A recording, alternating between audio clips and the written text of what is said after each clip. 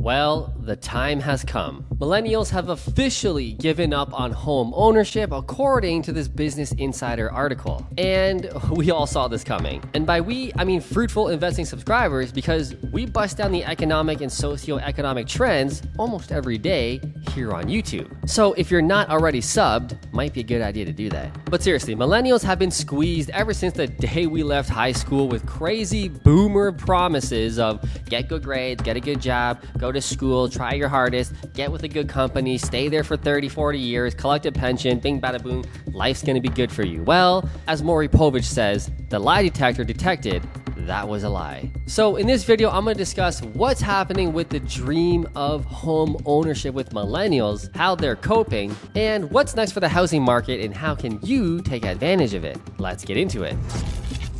In this article, Bridget Moeller discusses how she loved this rental and spent $20,000, she loved it so much, on renovating it just the way she liked it and documented it on TikTok. Of course, gotta get that social clout for all the work you just did. Now, at first glance, this is absolutely insane. A total waste of money. Why would a renter put $20,000 of renovation into a home they don't even own? What a waste. But then, it got me thinking. This apartment is in Brooklyn, which is in, obviously, New York State. And the rules and tenancy laws for such of a house in New York State are in such favor of the tenants. Now, I'm from Ontario, Canada, which is pretty much the New York of Canada.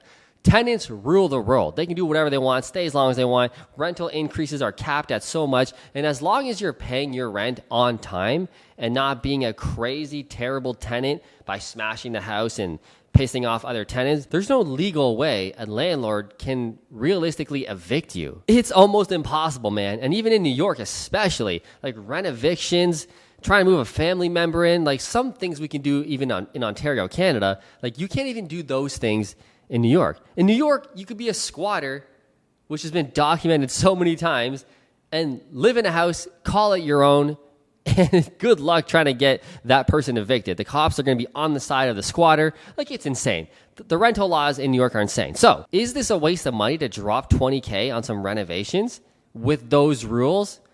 You know, I wouldn't recommend doing that on a rental house in Texas or Florida or Tennessee or Georgia, places we like to invest in, because the landlord can just kick you out whenever they want, raise the rent to ungodly amounts to force you out.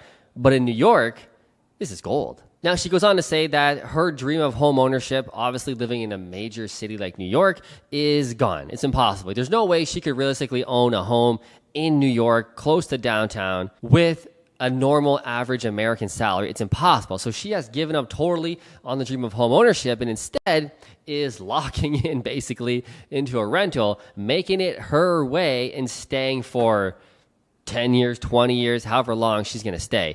A long time. And she's saying that other millennials that she knows and are doing the kind of the same thing are prioritizing just being happy in life rather than the American dream of trying to make the most money you can, get high up as you can, buy a nice house, own assets, get the yacht, get the boat, get the cottage upstate.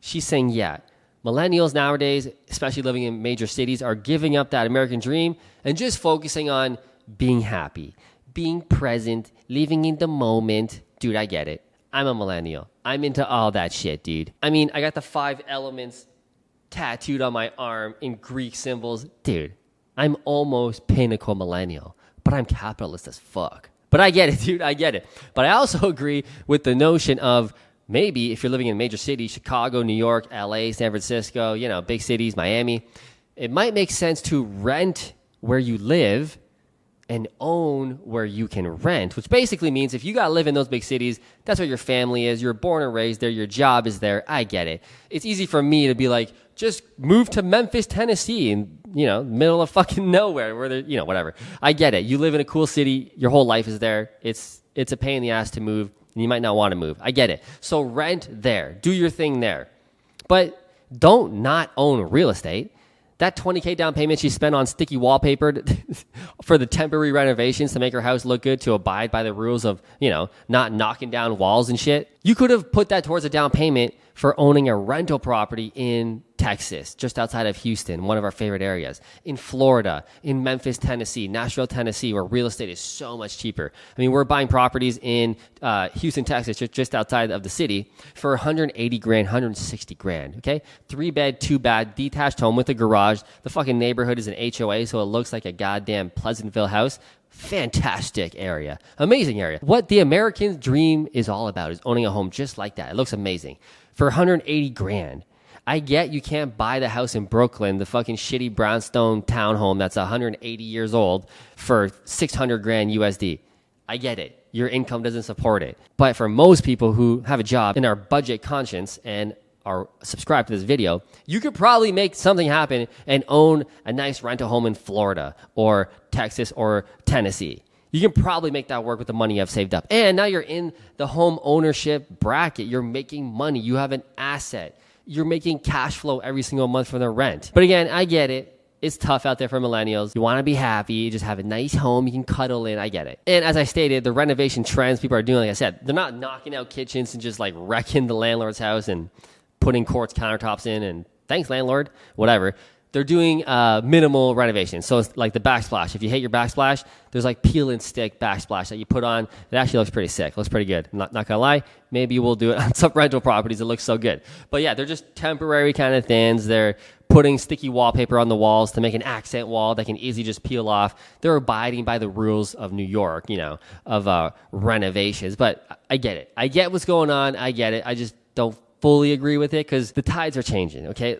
The money is transferring. The great reset, if you will, is here. And the haves are going to have more in the next 10, 20 years. The next couple decades are just going to be straight up. The rich are going to get richer and the poor are going to get poorer. So do yourself a favor. Own some assets. Because if you own real estate over these next 10 to 20 years, you're going to be just fine. Anyway, that's my thoughts. What are your thoughts? Let me know in the comments. If you like this video, smash that subscribe button. I'll see you in the next video.